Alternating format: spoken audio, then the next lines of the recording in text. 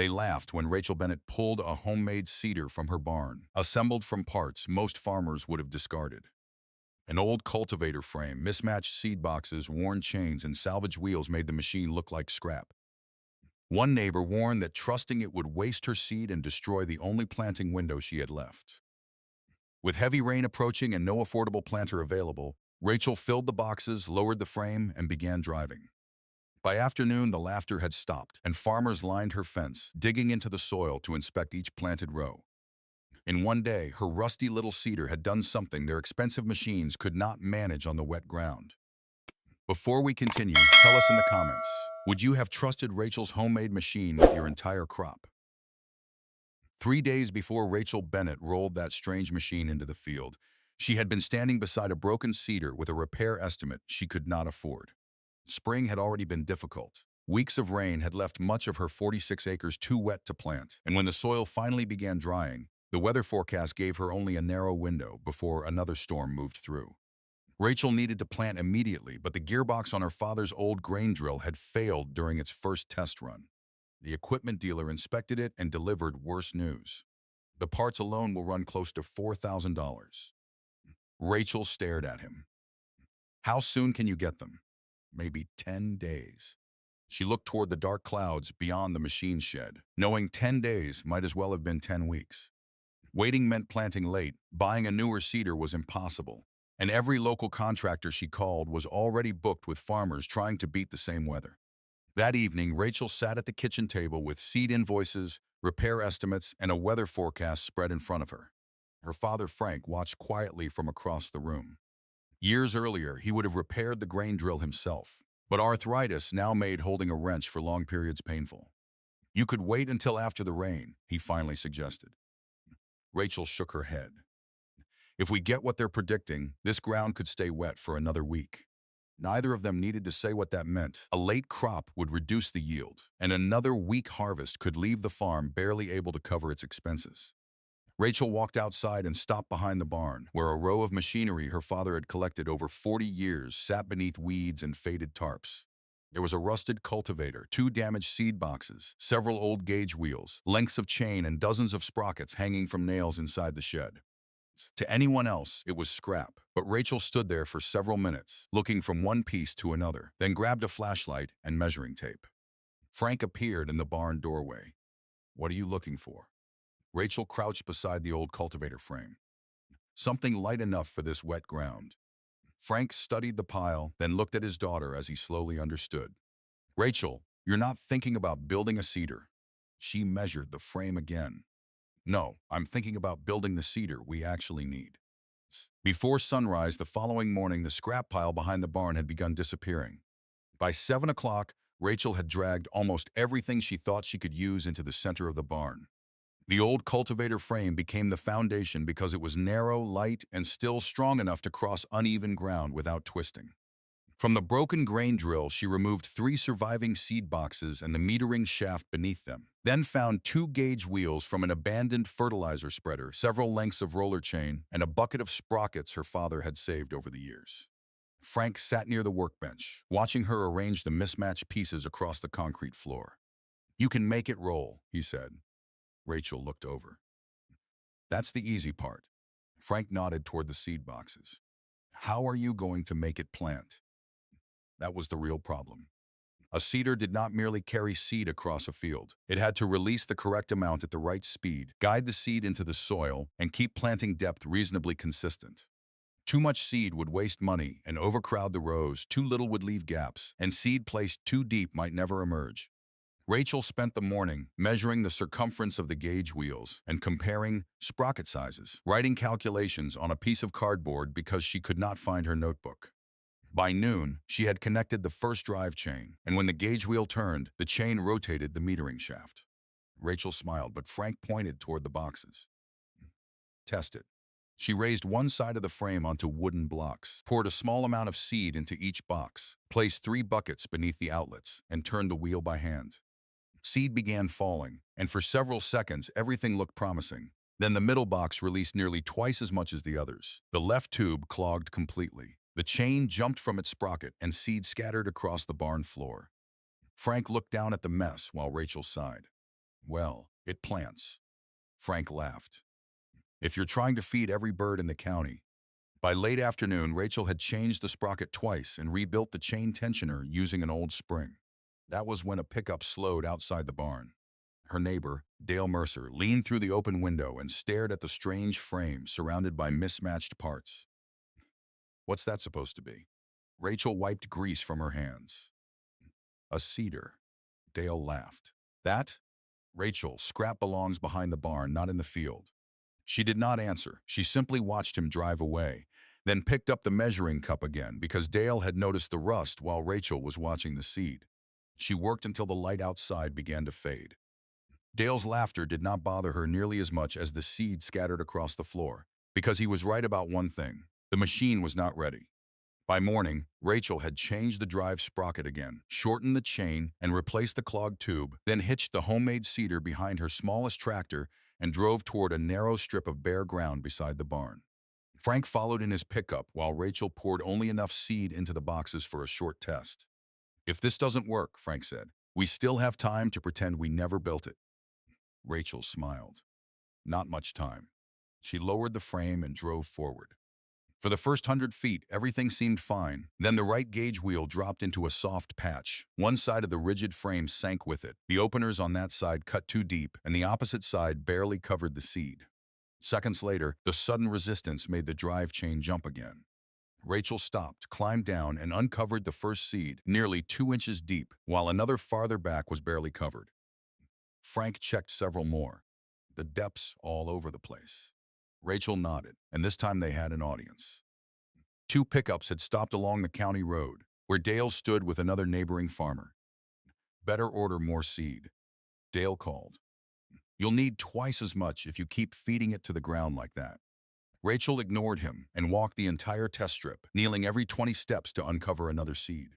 Soon she noticed a pattern. Where both gauge wheels remained on firm ground, placement was surprisingly consistent. But whenever one side entered softer soil, the entire rigid frame shifted and the depth changed. The metering system was no longer her biggest problem. The rigid planting assembly was. Back at the barn, Rachel examined the old cultivator's mounting points, then spotted two heavy compression springs beneath the workbench, salvaged years earlier from a hay rake. Frank watched as she carried them to the machine. "What are those going to fix?" Rachel positioned one spring above each side of the lower planting bar. "They're going to let this bar follow the ground." Instead of attempting to make every opener move independently, she rebuilt the planting bar so it could pivot slightly beneath the main frame. The two springs supported part of its weight, while the gauge wheels controlled how far either side could drop. When one wheel crossed softer ground, the spring-supported bar could follow the surface without forcing the entire machine downward. Rachel also removed almost 80 pounds of brackets and steel that served no purpose in the new design. 2 hours later, they returned to the test strip. Rachel lowered the seeder and drove 100 feet, then 200, before stopping. Frank uncovered a seed, then another, and finally one from the opposite side. The depths were not identical, but they were close enough to plant. He stood and looked toward the 46 acres beyond them. "If it can do that across the whole field." Rachel's phone interrupted him. The updated forecast showed that the storm had accelerated. They no longer had 2 days, they had one. By sunrise the following morning, Rachel was already back in the field. She was not trying to make the machine attractive. The welds were rough, the 3 seed boxes were different shades of faded red, and one gauge wheel still carried yellow paint from the fertilizer spreader it had once belonged to. None of that mattered, because Rachel cared about one thing: consistency. She marked another test strip, poured exactly 10 pounds of seed into the boxes, and began driving. This time, the spring-supported planting bar followed the uneven surface while the gauge wheels limited its depth, allowing the assembly to rise slightly when one side crossed a soft patch instead of burying the seed. After half an acre, Rachel stopped, and she and Frank walked behind the machine, digging into random rows. 1 inch, 1 1/4, then 1 inch again. Frank measured the spacing and checked another row. "That's close." Rachel shook her head. "Close isn't enough for 46 acres. She returned to the machine and changed the drive sprocket one final time. While she worked, another tractor appeared in the field across the road. Dale was preparing his own planter, a nearly new machine more than 3 times wider than Rachel's homemade seeder, and probably worth more than her tractor and pickup combined. He stopped beside the fence. Still experimenting? Rachel tightened the chain. Still planting today. Dale looked toward the darkening horizon. With that little thing, you'll be lucky to finish 10 acres before the rain. Rachel did not answer. 20 minutes later, she began the final calibration run. The machine moved smoothly. The wheels did not slip. The chain remained on its sprockets, and none of the tubes clogged. At the end of the strip, Rachel emptied the remaining seed and calculated the amount used, then checked the result twice. Frank looked over her shoulder. That's almost exactly your target rate. Rachel smiled for the first time that morning, but then an engine roared across the road. Dale's massive tractor had entered a damp section near the bottom of his field, and its rear tires sank deeply enough to leave heavy ruts. Rachel stared at the tracks, then looked back at her own field. Her homemade seeder weighed only a fraction of Dale's planter, and that was when she recognized an advantage she had not designed intentionally. The very qualities everyone mocked, its small size, low weight, and lack of unnecessary steel, might be exactly what allowed it to work on her damp ground. Rachel climbed onto the tractor as Frank looked toward the approaching clouds. Are you ready? She filled all 3 boxes to the top. If we're going to find out whether this thing works, we might as well find out today. At 7:42 that morning, with 46 acres ahead of her and rain moving closer by the hour, Rachel lowered the seeder and began planting for real. For the first hour, Rachel refused to look at the clouds. She watched the machine instead, checking the left gauge wheel, the drive chain, the seed tubes, and the narrow lines closing behind the openers. Every few passes, she stopped the tractor, climbed down, and dug into the soil, and each time the seeds remained close to the intended depth. By 9 o'clock, she had finished nearly 8 acres, faster than she expected. But halfway across the 9th acre, a sharp metallic snap came from beneath the seed boxes. Rachel stopped immediately and found the drive chain hanging loose because the small tensioner bracket had cracked at its weld. She looked toward the darkening sky and checked her phone. Rain was expected before midnight, and there was no time to return to the barn and rebuild the bracket properly. Frank arrived in his pickup with fuel and sandwiches and found Rachel kneeling beside the machine. What broke? The tensioner bracket. Can you fix it? Rachel searched the tractor's toolbox and found a bolt, 2 washers, fence wire, and an old wrench. Nothing she would have chosen, but enough to attempt a temporary repair. She drilled a new mounting hole through the bracket, repositioned the spring, and reinforced the assembly with wire. Frank studied it. That's ugly. Rachel pulled the chain tight. So is the rest of the machine. 20 minutes later, she was planting again. Around noon, Dale's pickup appeared beside the road, but he was no longer laughing because Rachel had already covered more ground than he expected.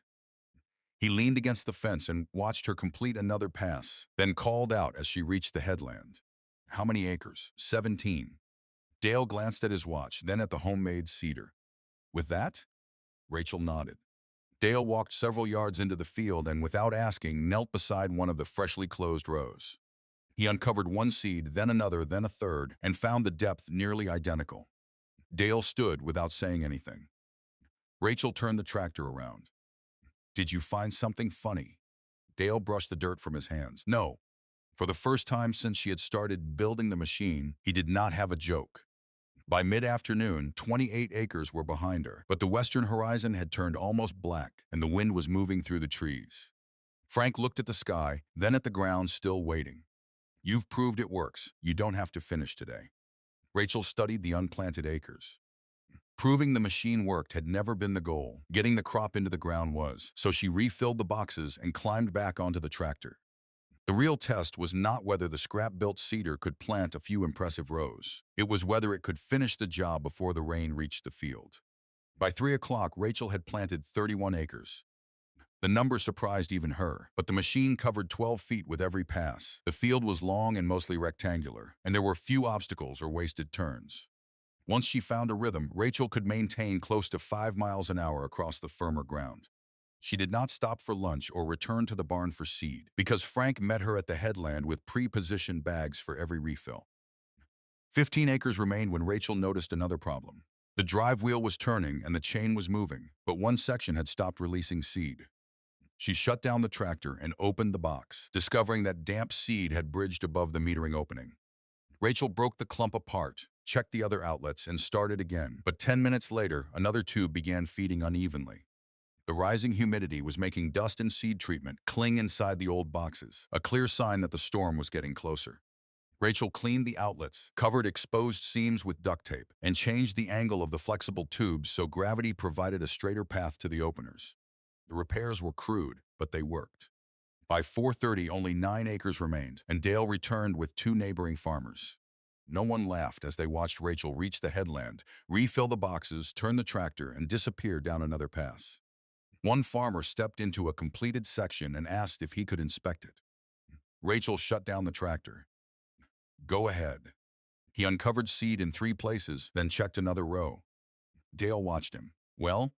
The farmer brushed soil from his fingers. "I'd plant into that." 4 words were all Rachel needed before climbing back onto the tractor. At 6 o'clock, distant thunder rolled through the valley and 5 acres remained. Frank held up a sandwich when Rachel reached the headland, but she shook her head, so he tossed her a bottle of water instead. The tractor lamps came on as daylight faded. One long pass followed another, and the little seeder continued working. At 7:18, Rachel reached the end of the final strip, raised the planting bar, and turned around.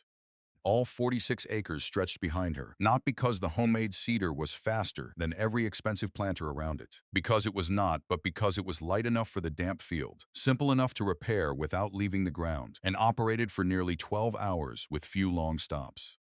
A drop of rain struck the tractor hood, followed by another. Rachel started toward the barn, but near the road she slowed.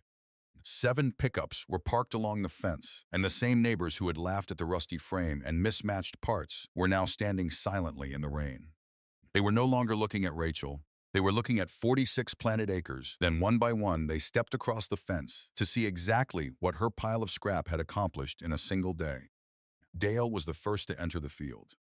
Rachel climbed down from the tractor but said nothing. She was exhausted. Her hands were black with grease. Her jeans were streaked with soil, and rain was spotting her jacket. Dale knelt beside one of the final rows, pushed 2 fingers into the loose ground, and uncovered a seed, then moved several feet and found another at nearly the same depth. He checked a third and a fourth before one of the farmers asked Rachel how she had kept placement so consistent with that frame. Rachel pointed toward the gauge wheels and the 2 spring supports. The planting bar can pivot slightly beneath the main frame, so when one wheel crosses softer ground, the springs let the bar follow the surface without forcing the whole machine deeper. The farmer looked across the road at the ruts in Dale's field, then back at Rachel's shallow tire marks. Dale finally understood his expensive planter could cover more rows in one pass, but its additional weight became a disadvantage during a narrow planting window after weeks of rain. Rachel's machine did not work simply because it was homemade. It worked because she had built what her particular field needed: light, simple, repairable, and calibrated for one job. Another farmer asked how much it had cost. Rachel considered the new chain, bearings, tubing, and other small parts. Maybe $380. The farmer laughed, but this time Rachel could hear the difference. He was not laughing at her. He was staring at the machine as though he had completely misjudged it. Dale ran one hand across a rough weld. "Do you have plans for this?" Rachel smiled. "Plans? I built half of it from measurements written on cardboard." Thunder rolled again, and Frank called from his pickup. "Unless you want to explain the entire machine during a storm, get it under cover." The farmers headed toward the road, but Dale remained long enough to admit, "I was wrong about that thing." Rachel glanced toward the rusty cedar. "Maybe, but we don't know that yet." Dale frowned because everyone except Rachel had forgotten that a machine could place seed beautifully in one day and still fail to produce a crop. Beneath 46 acres of rain-soaked soil, the real test had only begun. Rain fell steadily through the night, and by morning nearly an inch had soaked into the newly planted field. Rachel stood at the kitchen window with coffee while Frank joined her. "Good timing," he said. Rachel nodded. "Maybe." Finishing before the storm had felt like a victory, but she now had 46 acres of seed underground, planted by a machine no manufacturer had tested, no dealer had calibrated, and no other farmer had used. If she had made a serious error, she would not see it until the plants emerged. For 3 days, the field remained too wet to enter, and Rachel checked it from the fence each morning. On the 4th day, Dale slowed beside her mailbox and asked if anything had emerged. Rachel told him it was still too early, and he drove away without making a joke. By the 5th morning, she found the first green shoots along the warmer southern edge. One sprout appeared, then another, followed by several more farther down the row, but a few seedlings proved nothing. 2 days later, the broader answer began appearing. Faint green lines stretched across the dark field when viewed from the hill, row after row. Rachel walked through them slowly, finding occasional gaps, because no planting job was perfect, but emergence was remarkably consistent. Frank followed behind her, counting under his breath until he stopped and pointed toward the road, where 3 pickups were parked. Dale and several neighbors had seen the green rows too. Within minutes, they were walking across the field, examining the young plants and checking the low section where heavier equipment might have compacted the wet soil. The seedlings there looked as healthy as those on the higher ground. Dale walked to the middle of the field and slowly turned around, surrounded by 46 acres of emerging plants. 1 week earlier, he had laughed at a machine assembled from discarded parts. Now the evidence was growing from the soil. He returned to Rachel and asked about skips in the low ground. She told him there were fewer gaps than expected, and emergence remained even. Dale looked toward the barn, then asked a question Rachel never thought she would hear. "Do you mind if I bring something over tomorrow?" Rachel raised an eyebrow. "What?" Dale looked slightly embarrassed. "My old 6-row planter. There's a section of my south field where the big machine keeps sinking, and I think you might know how to make the old one work there." Dale arrived shortly after 8 the following morning, with the old 6-row planter on a trailer behind his pickup. It had spent years parked behind his equipment shed after being replaced by the much larger machine he now used. Rachel walked around it slowly and asked what happened in the south field. Dale pointed toward the low ground across the road. "The tractor gets through, but the planter starts cutting ruts. Then one side sinks deeper than the other."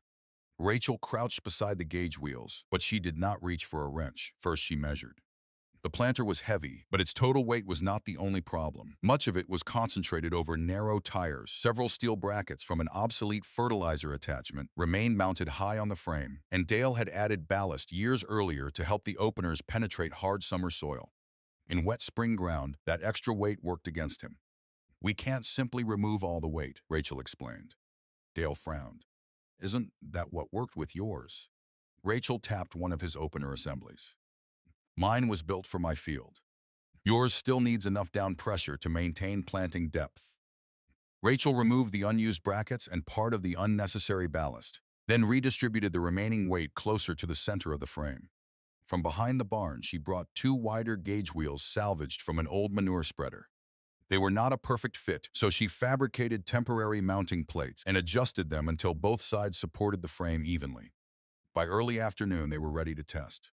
Dale pulled the planter through a dry section first, and after 50 yards, Rachel stopped him and uncovered seed behind 3 openers. The placement was too shallow, so they returned some of the ballast and made a second pass. This time, the depth improved. They then drove toward the damp portion of the south field. Dale slowed as the soil darkened beneath the tires. The wider gauge wheels pressed down but continued rolling, and no deep rut formed.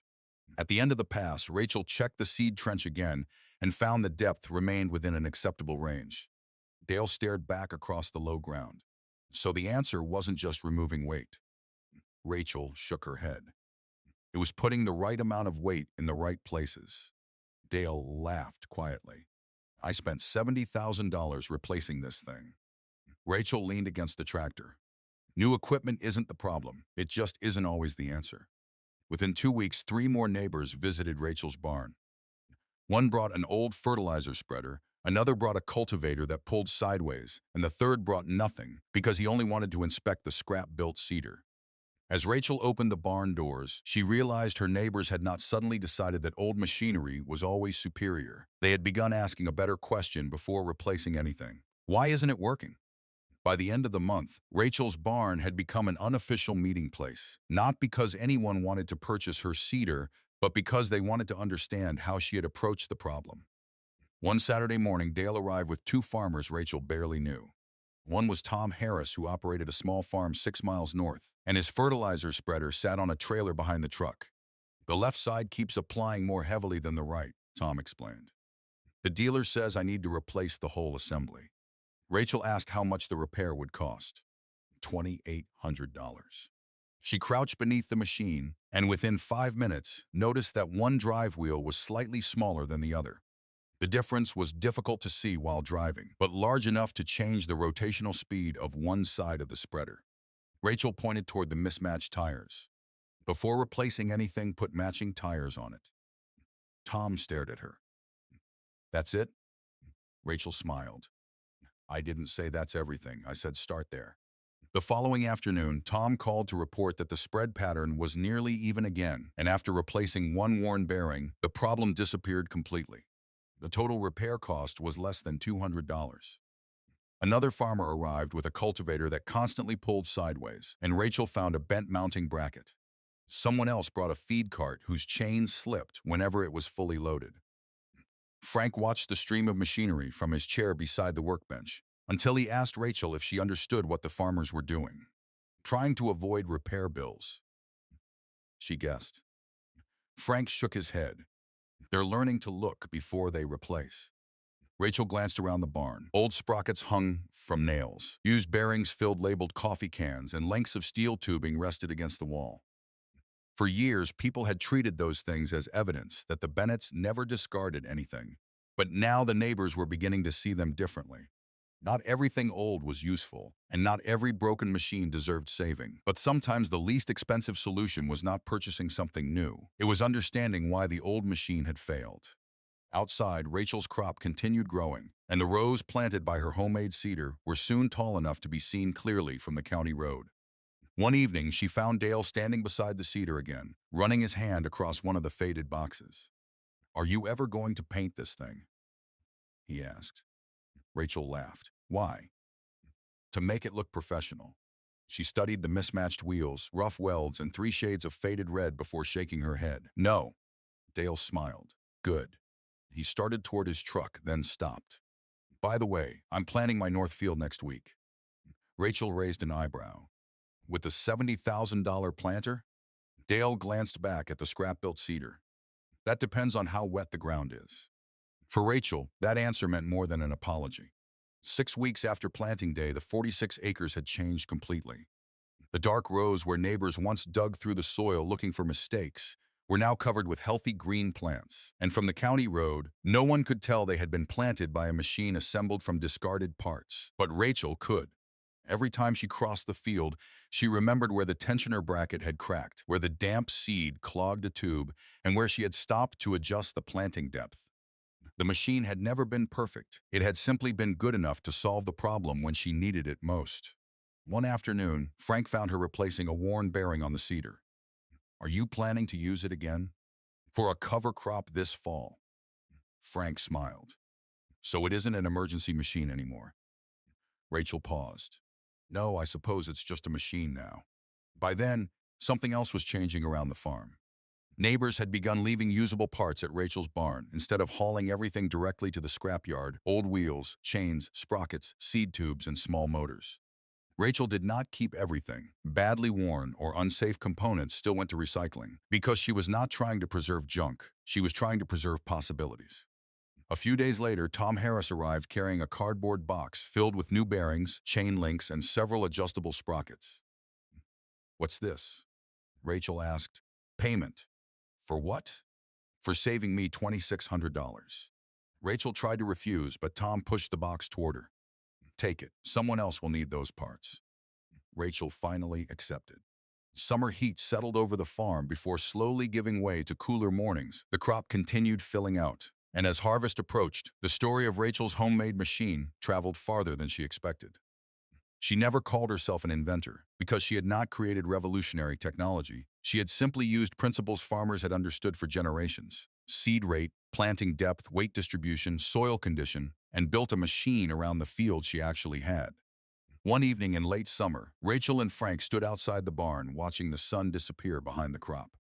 Frank looked toward the remaining scrap pile. "Your grandfather used to say something about old machinery." Rachel smiled. "I know." Frank said it anyway. "Something only becomes junk when nobody can imagine another use for it." Rachel looked toward the homemade seeder, then toward the field it had planted. For years, she had believed her father's habit of saving old parts belonged to another generation, but now she understood. He had not been teaching her to keep everything. He had taught her to look twice before deciding something had nothing left to give. By early autumn, Rachel's 46 acres were ready for harvest. The field was not the largest in the county or the highest yielding crop anyone had ever seen, but it was healthy, even, and strong enough to carry the farm through another season. And that was enough. One cool morning, Rachel parked beside the barn and noticed Dale's pickup slowing along the road. Months earlier, he had stopped there to laugh at the strange machine she was building. But this time he pulled through the gate, stepped out, and looked across the harvested field. Turned out pretty well. Rachel smiled. Pretty well.